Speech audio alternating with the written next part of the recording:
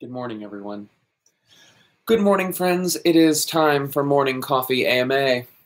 Maybe I'll make this like a thing where we'll just have our morning coffee together. Although for many of you, it will not be the morning. Greetings, Karina. How are you? Good to see you. As people are coming in, please say hello in the chat, just as Dancer47 did, just as Nicole did. So good to see you all this morning. Welcome, welcome. Ari, welcome. Good to see you all. As you're coming in, please say hello in the chat. Darren, good to see you again. Good to see you, Foos. Good to see you, David. Good to see you, Daniel. Jay, nice to see you again. Good morning. Good morning. Hello, Rebecca. Hello, Ashong.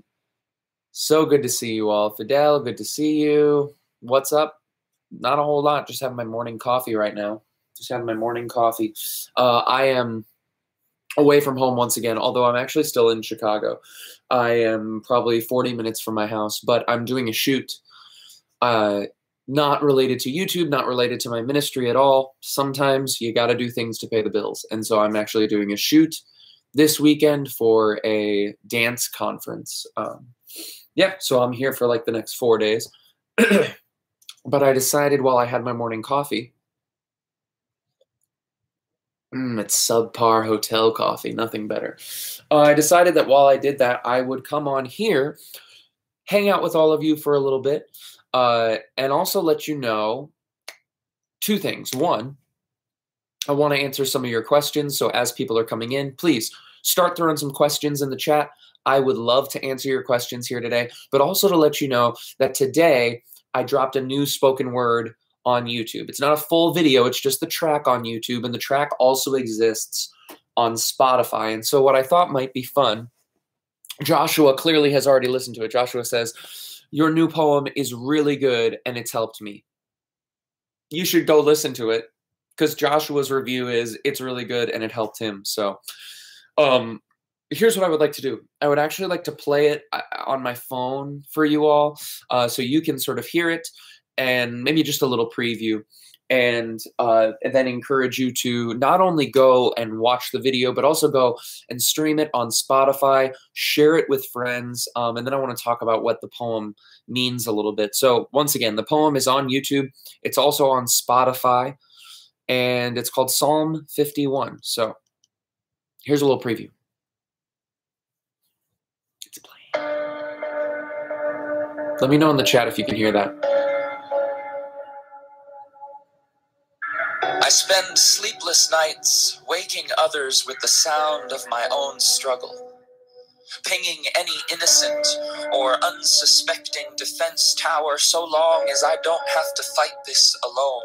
This monster found its way unwanted into my bedroom for the first time at the age of 11.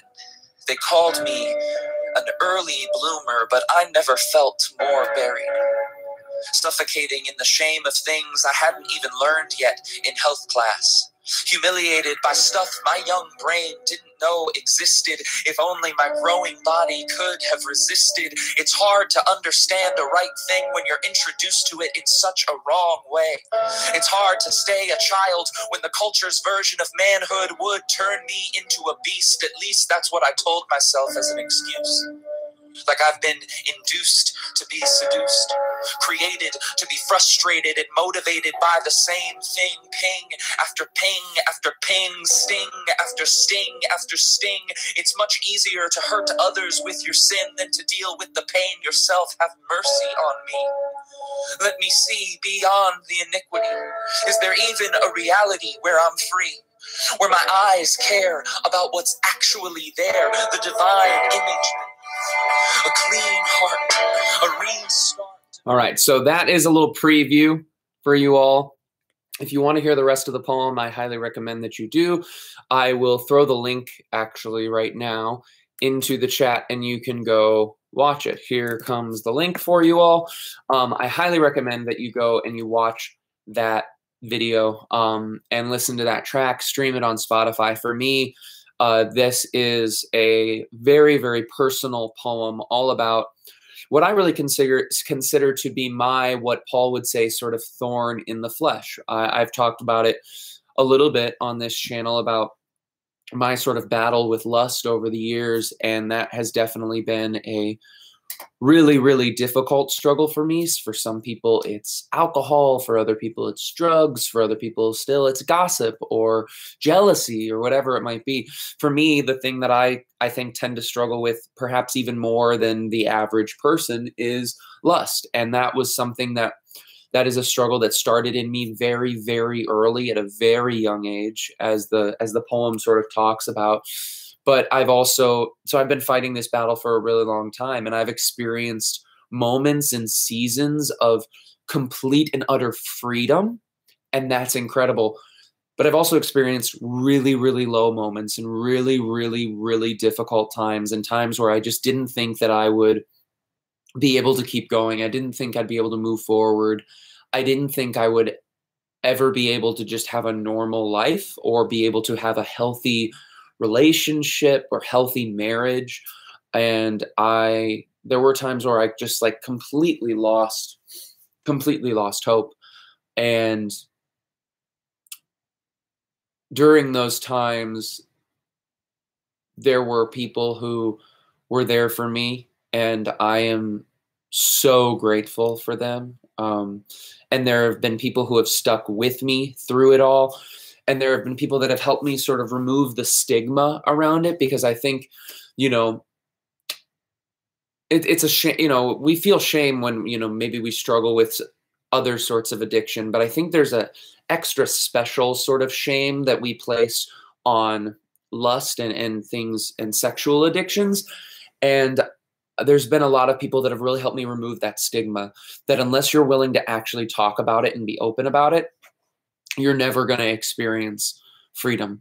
And so that was sort of huge for me. But yeah, so that's what the poem is about. It's sort of about my journey, and it, I think, documents some of the dark moments, some of the frustrating moments, some of the confusing moments, but it also documents that there is hope within it, that there is no addiction that is stronger than our Savior. And I don't just say that as an inspirational preacher, pastor sort of person. I say that because I have lived that in my life. I have experienced the breaking of the chains of addiction through a relationship with Jesus. And I have experienced relapses into my old behaviors, and Jesus sticking with me and sticking by me and loving me through each and every moment of it. And so that's what that poem is about. I highly recommend you go and you check it out, whether it be on YouTube through the link that I shared in the chat a little bit earlier, or you do it through, check it out through Spotify, stream it, share it with your friends. I hope it is an encouragement to you. Hotel coffee. Anyway, Darren, I think, asked, what do I put in my coffee? So when I make my coffee at home, I've really gotten into French press coffee recently. I'm becoming a bit of a coffee snob, if you will. So when I'm at home, I barely put anything in my coffee. I'll put like a tiny little bit of sugar, like less than a sugar cube, or a tiny little bit of sweetener, and that's it. Unfortunately, when I have nasty hotel coffee like this, I kind of have to dress it up a little bit more because it's just not good otherwise. And so this has like one packet of sweetener and just a dollop of milk. I can't put too much in my coffee, but yeah. Anyway, Fidel asks, where's my boy Buckets? Buckets is at home. I'm in a hotel right now. And so unfortunately, I'm not going to see Buckets until probably Saturday night or tomorrow night, I guess. That's not even that long. It's Friday morning already. Wow, time flies when you're live streaming with some of your best friends.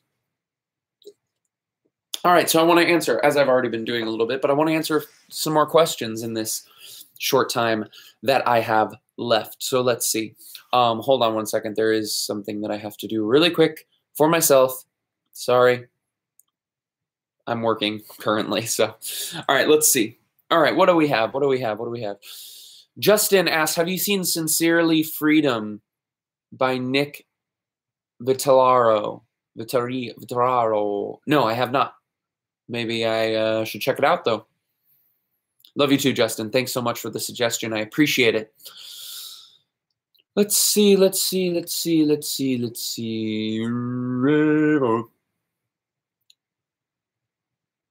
So Dancer47 asks, hi, John, I have a habit of putting myself down since God has created us. Does it make him sad or mad that we do this? I believe that it does. I believe that it, honestly, you know, we talk a lot about self-esteem has gotten a really bad reputation, especially in the church, because it's all about how great we are and how awesome we are, when the Bible teaches that we are not necessarily so great, but we are actually sinners who are saved by grace. However, just because we do have sin with us does not mean that we weren't created for more.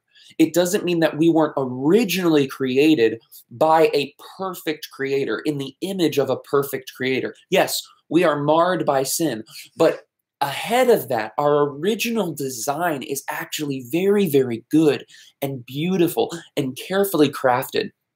And so what I would say, you know, I think something that I thought about earlier this summer a lot was we find it, I don't know about you, but I find it easy to sort of marvel at creation, right? If I go and see these big, beautiful mountains or the ocean or whatever it might be, the clouds even on a beautiful sunset, I find it very easy to marvel at creation.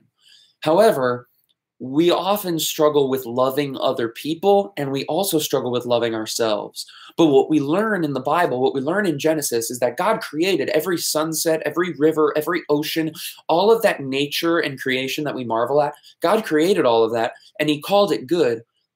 But God's masterpiece, the thing he saved for last, the only thing he says is very good, the only thing he decided to make in his image was us. And so as much as we might see God in creation, as much as we marvel at God's creation, we really should marvel most at each other and at ourselves, because we are the part of this creation that was made in the image of its creator. And so, yeah, I do think it hurts God when we sort of put ourselves down or hard on ourselves in that way. So, yeah, that's a great question. Let's see here.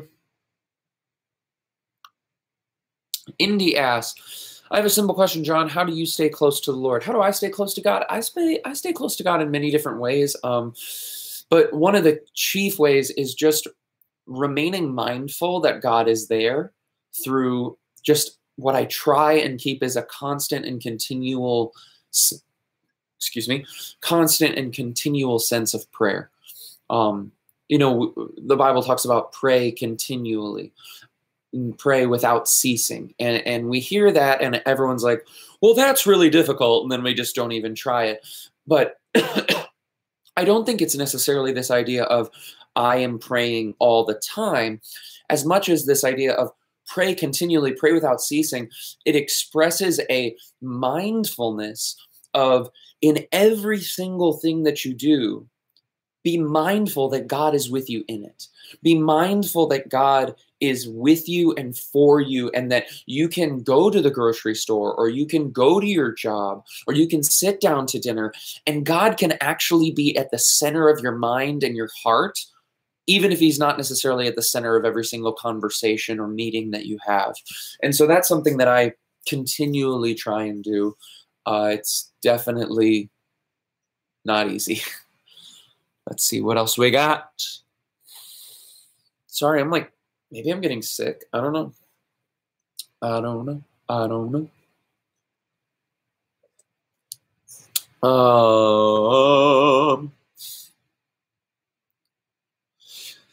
Kier asked, any tips on not overthinking?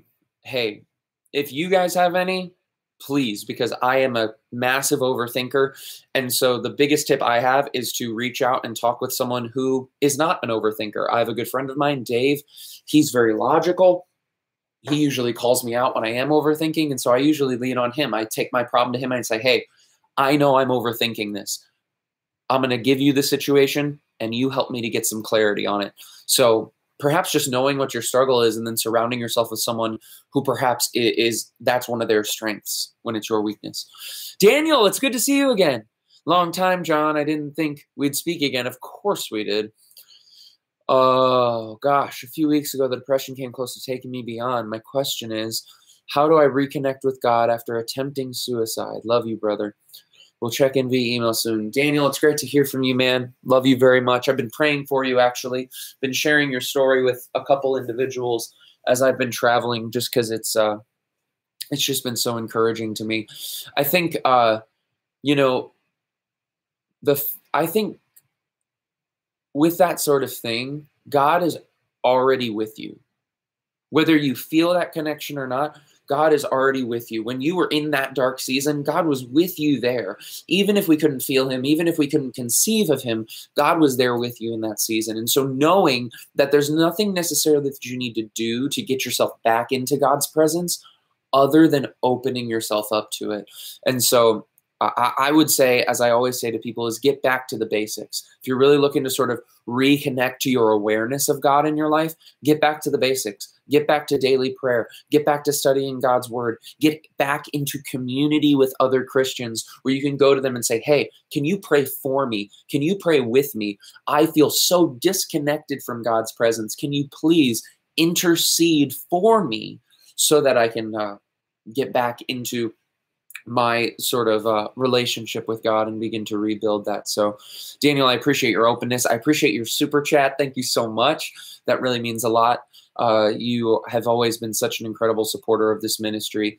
And whether you realize it or not, that is actually an expression of the closeness and intimacy of your relationship with God, your willingness and desire to help his kingdom grow through supporting other ministries. That's huge. And so whether you realize it or not, you actually have a close, intimate relationship with God.